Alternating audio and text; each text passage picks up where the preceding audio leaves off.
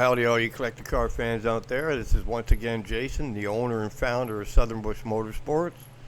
Well, I got a pretty good Tales from the Bush for you today. This is more of a collage of it was a folder that I found, and I don't remember a lot of these pictures, but I'll tell you right now, there was some pretty cool stuff in there. I know some of these cars that I bought, but a lot of this stuff I don't remember where it came from, but they're cool stuff, so I wanted to share it with you.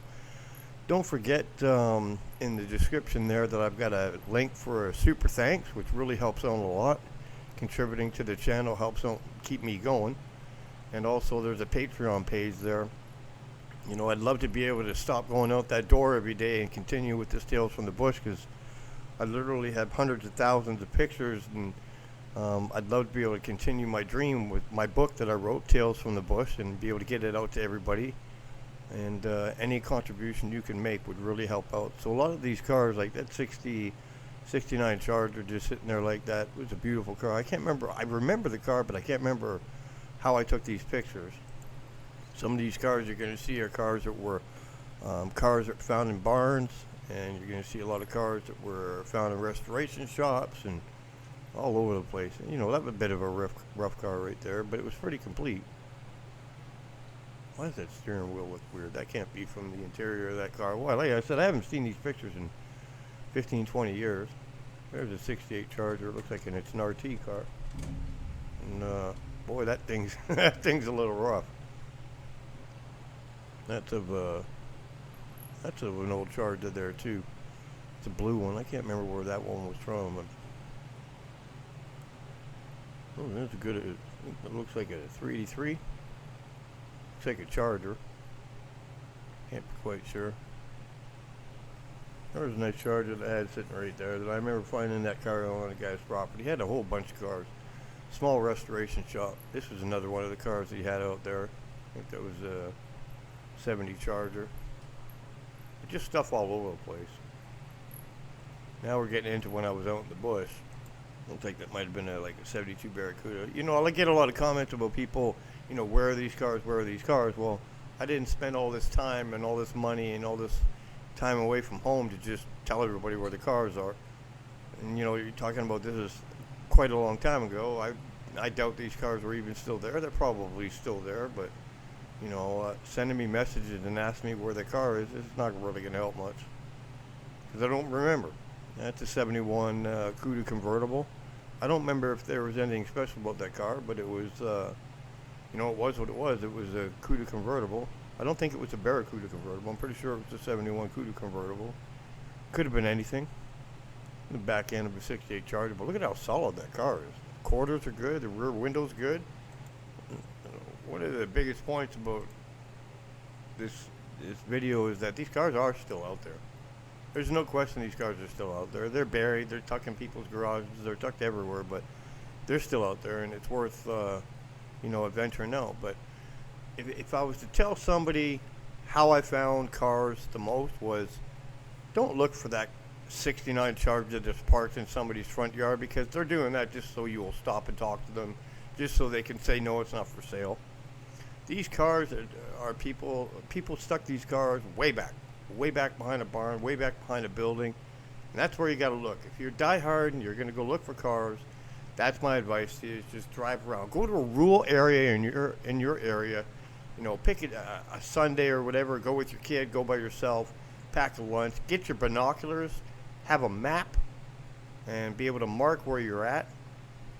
I don't even know what that is, but it's a convertible. And go into some of these rural areas where farms and stuff and barns and all that stuff, and that's where these cars are. It's another picture of that 71 convertible, and I don't see an engine in there. I see some Hemi parts on the ground there, though. That's a Charger picture right there, but you know, that's how you find these cars. I went to world history libraries and looked at old newspaper clippings. You know, Johnny drove the 69 Charger off the bridge, and it went into the water, 69 Hemi Charger. Well, back then, they didn't go get that car, so that car's still sitting down there, and that's what I went and did. Is I went go down, find that car, and pull it out of the water, because that 69 Hemi Charger that wasn't worth a hoot back then is now worth a lot of money, and it's still sitting down there.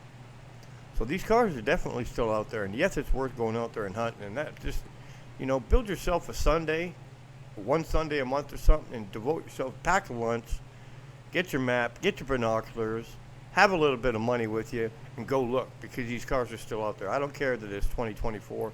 These cars are still out there. And a lot of the people that park these cars, I mean, look at this. This was parked way back in the woods. This Charger was parked way back in the woods, and I found it. 2004, I found this car. Look at that. Look at how buried that car was. But I still found it. Because some of the times, it doesn't even hurt to go on Google Earth, pick an area, start scanning Google Earth. I found a ton of cars doing that. Looking at Google Earth, scanning rural areas and stuff, there's no question. That's how I found a lot of cars. When you go on Google Earth, the actual live view, and you start looking around and stuff, I'll give you a little something. There was a place a guy had called me about in North Carolina, right near the North Carolina-Virginia border, I believe it was. Told me he had hundreds of Chevelles in the field. SS, convertibles, all kinds of stuff. Go on Google Earth. Do a little bit of research. The reason I didn't go and get those cars is they were so covered in crowbrush, which is, crowbrush is the brush wrapped around these cars. Some people call it kudzu.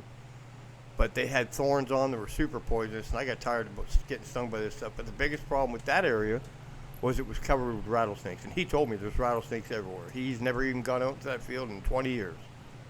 But he said he had hundreds of cars stuffed out in the field, and you can see them.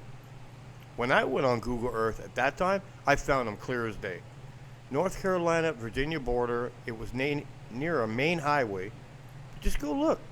I'm pretty sure that you're going to find something. A lot of people stuck cars down power lines. Power lines that belong to the city. And they would stick all these cars down there because they knew the city wouldn't remove them. That looks like an H to me. BS23H. There's a rough out 72, 73 CUDA. But these are some of the secrets on how I found some of these cars. I didn't just find the cars that were sitting in people's front yard. The 71 CUDA convertible right there. Not much left of that one. The devout fans that are actually reading and listening to this entire video, I want to keep this going. Look at that CUDA convertible right there. I want to keep this going. These pictures are endless. I got millions of pictures of cars that I found. And I'd rather be doing this than walk out this door every day so people can actually continue my work and find these cars. And I'll give you locations and stuff. It's a 70 Charger RT too. If you can contribute with the Patreon, or you can do with the super thanks, any contribution will help me to keep doing this, because trust me, I spent 20 years in the bush in the field. I devoted my life. I sacrificed 2 marriages. Trust me, this was my world, and it still is my world, and I'm glad to be out of retirement, and I want to share all this stuff with everybody. Here's my devotion to people that are actually watching these videos and listen to the end. You want to find a Superbird? You want to find a Daytona? I'll tell you the secret. Florida. I'll say it again, Florida. There's so many Superbirds and Daytonas down in Florida that it is mind-boggling. You're also going to find a ton of cars in North Carolina. I don't care where in North Carolina you go. If you want to spend some money and take a week away from work, get into North Carolina and go into some rural areas and pay attention. Use binoculars. Map it. These cars are still out there. These guys know what they're kind of worth right now, but they're still out there. Look at that 68 Charger. That thing's solid as can be. And I just found it under one of those little tents you can buy for $200 at AutoZone. And look at it. Rough, but that thing's complete. It's rough, but it's complete. They're all over the place. I'm telling you, these cars are still out there. The tricks of the trade, well, I can't explain everything to everybody, but I'll do a story later on how I got a lot of these cars out. But, look at that $200 AutoZone tent, and the guy decided to cover up that car. We know what that car is. Look at that 68 Charger right there. It doesn't say it's an RT. I don't think it is an RT, but, some people got to start somewhere. They can't afford everything. But I'm telling you, these cars are still out there, because the ones that didn't get crushed in the very beginning, they're still out there. Because nobody wants to deal with them anymore, so they just push them to the back of the property, grandson inherits it. He doesn't want to do anything with the damn car because he doesn't know what to do with it. But there's still us guys out there. God, that 71 was so rough. There's nothing left of that car. But it was a convertible. It's savable. It'll cost a lot of money, but it's savable. You know, these younger generations that are coming up don't know what to do with these cars, so there's a big window there. There's a really big window there for you to find a car.